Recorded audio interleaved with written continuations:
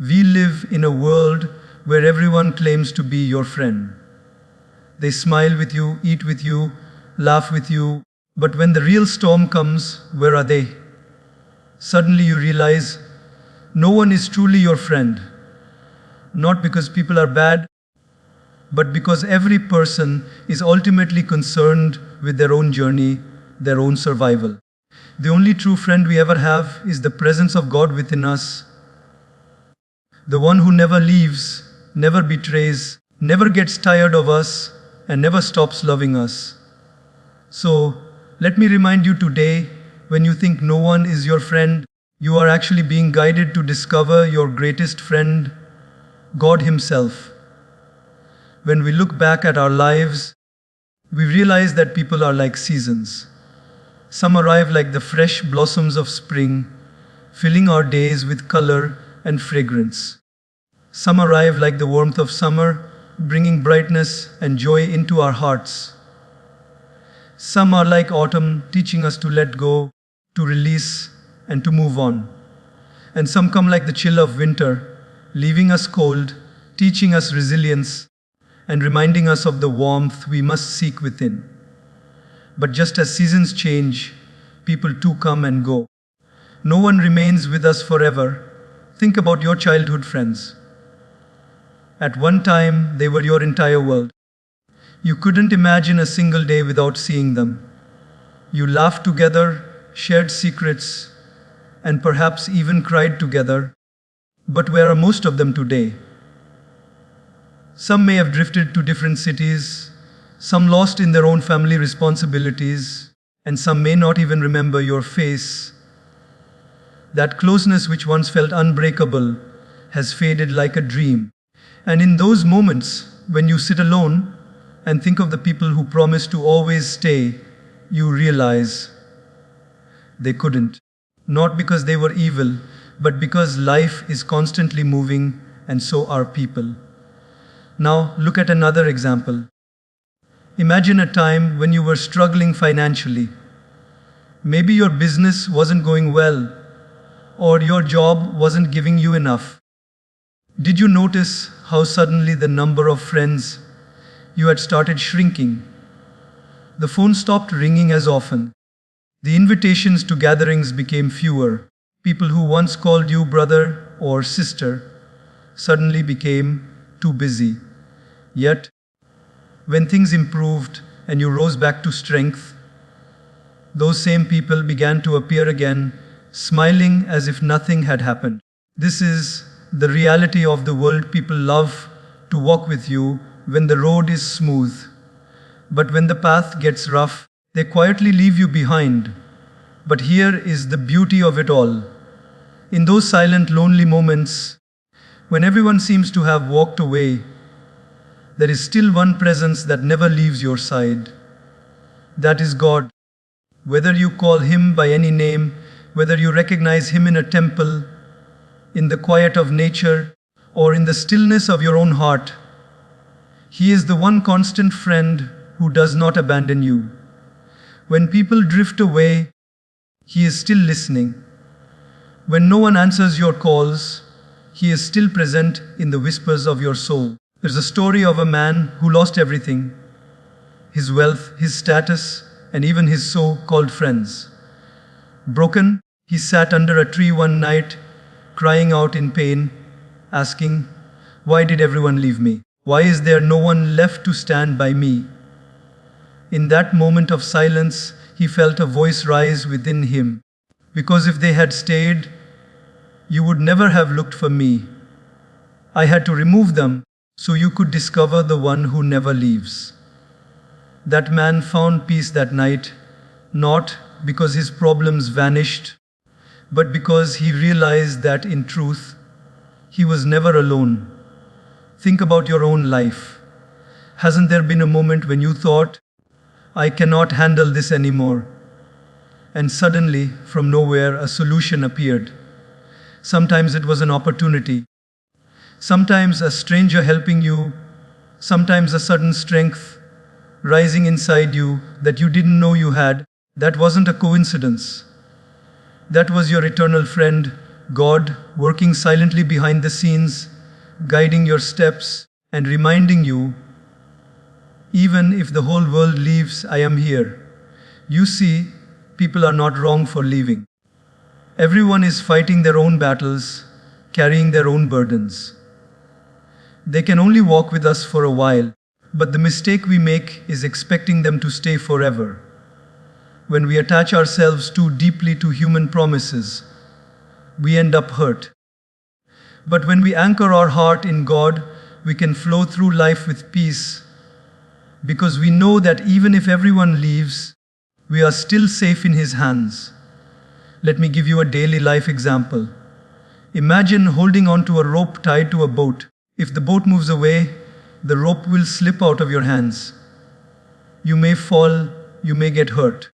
But if you hold on to the anchor that is fixed deep in the ocean, no matter how strong the tide, you will remain grounded. People are like that boat, moving, drifting, sometimes sailing into storms of their own. But God is like the anchor, firm, unmoving, always there. The wise person does not hold tightly to the drifting boat, he holds tightly to the anchor. So, the truth is simple: people come and go, but God stays forever. When you realize this, your heart becomes lighter. You no longer feel betrayed when people walk away, because you understand they were never meant to stay forever. They were chapters, not the whole book. And the one who writes every chapter of your story is still with you, pen in hand, shaping your destiny with love and wisdom. Therefore, the next time you feel abandoned, don't drown in sadness. Smile gently and remind yourself, yes, they left. But my greatest friend, my eternal companion, my God, is still here with me. That thought alone has the power to heal wounds, give courage, and fill you with a peace that no temporary friendship can ever provide.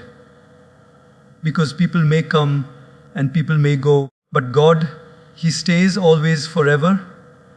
If we observe human relationships closely, we'll notice one thing: most people move according to their own self-interest. It is not always out of cruelty or selfishness in a negative way, but because every human being is wired to prioritize their own needs first. People will stand with you, love you, and support you, but often that support has a condition attached. As long as their benefit aligns with yours, they are present. When it doesn't, slowly they begin to drift away. Let's take a simple example. Imagine you are invited to a wedding. You attend, you smile, you give blessings, but deep inside, what are you also thinking? Did they treat me well? Was the food good? Did they respect me? Even in such a sacred, happy gathering, our mind tends to check, what did I get out of this? This is not evil, it is human nature. But it reveals a deeper truth. Most of our relationships are driven by, what is in it for me? Think about friendships. Many people are friends because they enjoy similar things, going out to eat, playing sports, talking about common topics, traveling together. But what happens when interests change? Suddenly, the same people who once spent hours with you now don't have time. Their friendship was real, but it was built around self-interest, around what they gained from your company. This reality becomes most visible in times of difficulty. When you have wealth, status, or success, people surround you, praising you, wanting to be in your presence. But if suddenly you lose those things, the crowd becomes smaller. Why? Because the benefit they once received from you, be it financial help, social connections, or even the joy of being with someone who is successful, is no longer there. The bond was not with you, but with the benefits that came from you. Let me share a story. Once, a wealthy man in a village was known for his generosity. People called him their best friend because he would help them with money, food, and opportunities. But one day, due to unexpected losses, His wealth was gone. Slowly, the people who once sang his praises started avoiding him. No one came to check on him. No one offered help. Sitting alone, he realized something painful but true. They were not my friends. They were friends of my wealth. Isn't that what happens in so many lives? People are drawn not to us, but to what they can receive from us. Some are attached to our laughter, some to our status, some to our resources. And when those things change, the attachment weakens. But in contrast, look at God's friendship. He doesn't ask, "What benefit do I get from you?" In fact, what can we possibly give him? He owns everything, he is everything. Yet still, he stays by our side. He doesn't love us because of our wealth, our status, or our talents. He loves us simply because we are his creation. That is why his love is unconditional, while most human love is conditional. Let's take another relatable daily life example. Think about colleagues at work. As long as you are useful to them, helping them with projects, covering for them, or even being a reason they look good in front of the boss, they treat you with kindness. But the day you stop serving their interest, or perhaps even compete with them for a promotion, you suddenly see a change. Smiles turn into coldness, praise turns into silence, sometimes even into criticism. What changed? The interest they had in you no longer existed. This truth can feel bitter, but if you accept it, you gain freedom. Instead of expecting people to love you unconditionally, you begin to understand that many relationships are built on needs. And once needs are no longer met, the relationship changes form. This awareness does not make you hate people. Instead, it makes you wiser. You no longer place unrealistic expectations on others. You know they are human, guided by self-interest, just as you often are too. Now, imagine if we shifted our dependence from people's conditional love to God's unconditional presence. Life would feel lighter. Because when someone leaves you due to their own interest, you no longer break down knowing that there is one who remains even when there is no interest in you. God does not need you, but he still chooses to stay with you. That is the difference between divine love and human love. Here's another thought. Even in families, self-interest can sometimes dominate. Parents may expect children to behave a certain way because it makes them look good in society. Children may want parents to support them only when it suits their desires. Spouses sometimes demand things not out of love, but out of personal need. When we recognize this, we begin to understand why conflicts arise. It is not always because of a lack of love, but because love is often mixed with self-interest. So what can we do? We must learn to build our foundation not on people's changing interest, but on God's unchanging friendship. We must learn to give without expecting return, to love without attaching conditions. When we practice this, we reflect God's way of loving others, selfless, pure, and steady. And finally, here's the key lesson. Don't be surprised when people act out of self-interest. Don't feel betrayed every time someone pulls away. Instead, remind yourself, they are human. They are doing what humans do. But I have a friend beyond all this. A friend who stays not because of what I give, but simply because I am his. That awareness turns bitterness into wisdom and loneliness into strength. Because yes, self-interest rules human relationships. But beyond that, God rules with love, unconditional, eternal, and free of interest. That is the friendship worth trusting forever. Loneliness is one of the deepest feelings that every human being experiences at some point in life. You may be surrounded by people, yet feel empty inside. You may have hundreds of contacts in your phone, but not one person you feel you can truly call when your heart is breaking.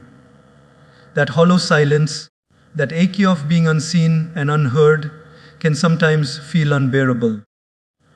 But what if I told you that loneliness is not always a punishment? What if it is actually a signal, a divine invitation, a gentle whisper from God calling you back to Him? Think about this carefully. When life is busy, when we are constantly surrounded by friends, laughter, and distractions, how often do we think of God? Very rarely. Our minds are absorbed in the noise of the world. But the moment people leave, the moment the phone stops ringing, the moment the chair next to us feels empty, suddenly we start searching. Searching for meaning, searching for peace, searching for something beyond the material. That is God's way of saying, you have leaned too much on people. Now lean on me. Let me give you a daily life example. A young woman once shared her story. She had many friends in college, always the center of attention, always busy. But after graduation, her friends scattered into different jobs and cities. Suddenly, the crowd disappeared. She found herself sitting alone in her room, wondering why she felt so empty. At first, she was angry. She thought, why did everyone leave me? But slowly, in that silence, she began to read spiritual books, to meditate, to pray. She discovered a peace she had never felt before, even in the midst of laughter with friends. Later, she said, if I had not been left alone, I would never have found God within me. Loneliness became a turning point. Isn't that true for many of us? Some of our greatest spiritual discoveries come not in moments of celebration, but in moments of solitude. When the world goes quiet, we finally hear the voice that has always been whispering within us. Loneliness strips away the illusion that people will always be there. And in that raw emptiness, we begin to see the one presence that never left God. But often, instead of seeing loneliness as a calling, we see it as a curse. We panic, we chase people, we beg for attention. We scroll endlessly on social media just to feel connected. We enter relationships not because we love, but because we fear being alone. Yet, the more we chase people, the emptier we feel. Why? Because loneliness is not meant to be filled with people. It is meant to be filled with God. Imagine a child learning to walk. At first, the parent holds the child's hand. But one day, the parent lets go. For a few steps, the child feels alone, scared, unsure. But in that moment, the child learns balance, learns to take its first independent steps. The parent hasn't abandoned the child. The parent is still watching, standing nearby, ready to catch if needed. The letting go was not rejection, it was growth. In the same way, when people leave and we feel lonely, God is not punishing us. He is teaching us to walk towards Him, to find strength in His presence, to grow spiritually. There is another story of a man who lost his job. His friends drifted away, and even his family members didn't understand his pain. He sat alone, night after night, staring at the ceiling, feeling forgotten. One night, in desperation, he prayed, if no one is my friend, at least you be my friend. That simple prayer changed his life. He began to feel peace in solitude, strength in silence. Later, when life improved and people returned, he said, I am no longer afraid of being alone, because I know I am never truly alone. God is with me. You see, loneliness can either destroy you or transform you. It depends on where you turn. If you turn towards the world, you will feel emptier. If you turn towards God, you will feel fuller than you ever imagined. Because in loneliness, God is closest. He removes the noise so that you can finally hear Him. Think of your own moments of loneliness. Maybe you lost a loved one. Maybe a friend betrayed you. Maybe you moved to a new city where no one knows your name. Instead of drowning in sadness, ask yourself, what is God trying to teach me through this? Maybe He is inviting you to spend time in reflection. Maybe He is urging you to discover your purpose. Maybe He simply wants you to rest in His presence without distractions. So, the next time you feel lonely, don't see it as abandonment. See it as alignment. Don't see it as people leaving you. See it as God drawing you closer. Remember, solitude is not emptiness, it is sacred space. In that silence, miracles can happen. In that stillness, prayers are heard. In that quiet, you discover the truest friend you will ever have. Loneliness is not your enemy. It is God's way of knocking on the door of your heart, saying, "When will you let me in fully?" And when you answer that call, loneliness transforms into companionship, silence transforms into peace, and emptiness transforms into fullness. So the next time the room feels empty, remind yourself, this is not loneliness. This is God sitting with me, waiting for me to notice Him. And when you notice, you will never feel alone again. When we look around us, most friendships today are built on material grounds. We call someone a friend because they hang out with us, eat with us, shop with us, or travel with us. We share photos together, laugh together at parties, and exchange gifts. All of this looks beautiful on the surface, but when life tests us, we suddenly realize how shallow some of these so-called friendships are. Because true friendship is not material, it is spiritual. Think for a moment. If a person is your friend only because you can entertain them, only because you can spend money with them, or only because you can provide something they desire, is that really friendship? Or is it a transaction dressed in the clothing of love? Material things fade, parties end, gifts break, money can vanish overnight. And when those things are gone, what remains of such friendships? Usually nothing. Now imagine a different kind of friendship, one where you and another person connect, not because of what you can give or get, but because your hearts align on truth, on values, on higher purpose. That is a friendship of the soul. That is a bond that does not break with changing circumstances, because it is not built on material ground, but on spiritual foundation. Let me give you an example from daily life. Two people work in the same office. One is wealthy, always the center of attention, throwing parties, treating others to meals. Many colleagues stay close to him because of his generosity. The other person is simple, not wealthy, but deeply kind and wise. Most ignore him because he doesn't offer material benefits. But years later, when the wealthy man faces loss, most so-called friends vanish. And when the simple man faces trouble, that one true friend who values his heart and spirit stands by him. This shows the difference. Material friendships disappear in storms, but spiritual friendships endure through every season. Now ask yourself, which kind of friend are you, and which kind of friends are you surrounded by? If your circle is built only on material exchanges, then it is fragile. But if your circle is built on honesty, loyalty, kindness, and a shared desire to grow spiritually, then you are blessed with true companionship. There's a powerful story that illustrates this. A poor man once had a best friend who was wealthy. People used to mock the poor man, saying, "He is only friends with you because of your money." But the wealthy man always replied, "No, our bond is deeper." Years later, the wealthy man lost all his riches. Almost everyone abandoned him except that one poor friend. He took him into his small house, shared his simple food, and cared for him. The wealthy man cried and said, "Now I see who was truly my friend."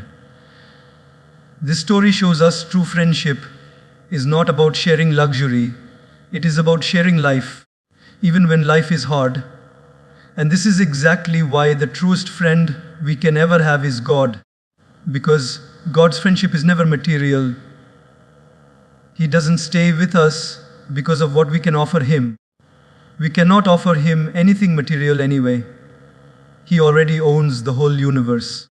He doesn't leave us when our wealth disappears, when our beauty fades, or when our status changes. He stays because His friendship is spiritual, based on love, not on condition. In fact, one of the most beautiful feelings is when you sit alone in prayer or meditation and you sense that invisible presence reminding you, I am with you. That companionship cannot be bought with money, it cannot be broken by betrayal, and it cannot be stolen by time. It is eternal. That is what true friendship feels like. Let me bring this closer with another daily example. Imagine you are in a hospital bed, sick and weak. At that moment, will the friends you once partied with every night be there? Maybe not. But the one who truly loves you, the one who is connected to your spirit, will sit by your side, even in silence, even with nothing to offer. That is spiritual friendship. And above all, even if no human sits there, God is already sitting with you, whispering courage into your heart. So many people misunderstand friendship. They think it's about how often you meet, how many selfies you take, or how many expensive things you exchange. But the greatest friendships may not even speak every day. They may not show off on social media. They may simply exist in the heart, silent yet unbreakable, because they are rooted in something far higher than material comfort. The truth is, material friendships are like flowers in a vase, beautiful for a short time, but eventually they wither. Spiritual friendships are like trees. They grow slowly, they stand firm, they give shade, they give fruit, and they endure for a lifetime, sometimes even beyond. Therefore, if you want to feel true companionship in your life, don't chase people who are only impressed by your wealth, beauty, or status. Instead, seek those whose hearts align with truth, with kindness, and with God. And most importantly, cultivate God as your greatest friend. Because once you befriend Him, you will never feel the emptiness of false friendships again. True friendship is not material. It is spiritual. It is built not on what you have, but on who you are. And more importantly, on the eternal presence of God who walks with you in silence, in joy, in pain, and in peace. That is the friendship worth trusting, worth holding, and worth celebrating for eternity. Every one of us, at some stage of life, goes through challenges, moments that feel like storms, tearing apart everything we thought was secure. And during these storms, something very interesting happens. People around us reveal their true colors. Life's tests are like fire. Just as fire burns away impurities and shows what is pure gold, tests burn away false friends and reveal who is genuine. When life is smooth, it is very easy for people to say, I am with you. It costs them nothing. When you are successful, when you have money in your pocket, when you are smiling and healthy, crowds of people surround you. They clap for you, they laugh with you, they call you their best friend. But wait until the first storm hits. Lose your wealth, face a failure, fall sick, or go through heartbreak, and suddenly you begin to see how many of those people still stand beside you. For most, the crowd shrinks, the voices grow quiet, and some disappear completely. Take a moment to reflect on your own life. Can you recall a time when you went through hardship? Perhaps financial loss, perhaps a serious illness, perhaps a painful breakup. Did you notice how many friends suddenly became too busy? People who once called you every day went silent. People who promised forever gave excuses. that is life's way of teaching you a very powerful lesson. Not everyone who walks with you is truly with you. There's an old story of two men who claimed to be best friends. They were always together, always laughing, always talking about loyalty. One day, one of them was falsely accused of a crime and thrown into prison. He waited for his friend to come and defend him, to at least visit him. But days turned into weeks and no one came. After he was finally released, he realized that the person who once called himself a brother disappeared the moment standing beside him required courage. That pain cut deep, but it also freed him from the illusion of false friendship. Tests do this for us. They don't just cause pain, they reveal truth. They show us who was standing beside us only for comfort and who is willing to stand even in the storm. And though the process is painful, it is also purifying. Because in the end, it is better to have one true friend than 100 false ones. But let's not only look outward, let's also look inward. Life's tests don't just expose others, they expose us too. They show whether we are genuine friends or fair weather companions.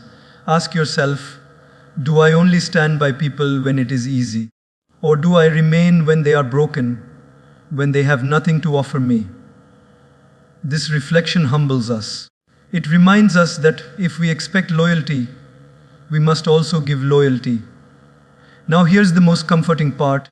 Even when every human being leaves, there is one friend who does not run away when life tests you, and that is God. In fact, it is in your deepest trials that His presence shines the brightest. When the phone doesn't ring, His silence fills the room. When no one shows up to hold your hand, His strength carries you forward. When people abandon you, it is as if God Himself is whispering, "See, they were never your source. I am." Think of a student preparing for an exam. During the year, teachers guide him, friends study with him, parents encourage him. But on the day of the exam, he must sit alone and face the paper. Not because everyone hates him, but because the exam is meant to be faced alone. In the same way, when life puts you through a test, sometimes God allows people to step back.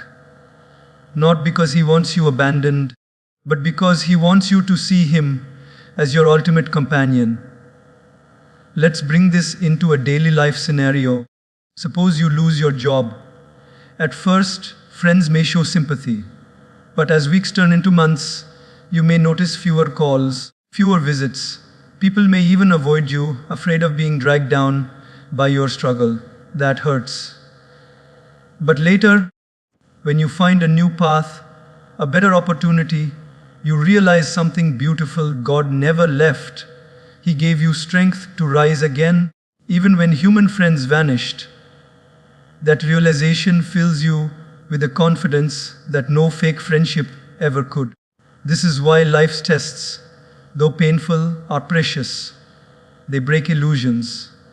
They separate the true from the false. They remind us not to place our trust entirely in people, but in God who never abandons. And they teach us to value loyalty, to become genuine ourselves. So, when you face a storm, don't just cry about who left. Instead, notice who stayed. And even if no one stayed, realize that God did. That awareness turns bitterness into gratitude, because you now see the truth clearly. Life's tests are not here to destroy you. They are here to reveal the gold within you and the truth around you. They take away the shadows of false friends so that the light of real companionship, especially God's companionship, can shine brighter than ever before. Remember this: storms don't scare away true friends, they expose false ones. And in that exposure, they free you from illusions and guide you toward the only friendship that is eternal, the friendship of God. Most people treat God like the emergency number they dial only when everything else fails. As long as they have people to lean on, money in their account, health in their body, and friends around them, God is often forgotten. But the moment the storm hits, when the friends vanish, when the money dries up, when the strength is gone, suddenly we run to God and say, "Please help me." It's not wrong to call out to Him in times of trouble, but the question is, why do we make Him our last option when He should have been our first friend all along? Think about how you treat your closest friend. You don't just call them when you need money or when you are drowning in problems. You call them to share your joy, to laugh, to celebrate, to simply talk without reason. But when it comes to God, many of us do the opposite. We ignore Him in our joy, we forget Him in our celebrations, and only when tears fall, we remember Him. Isn't that unfair? The one who never abandons us, we often abandon until we are desperate.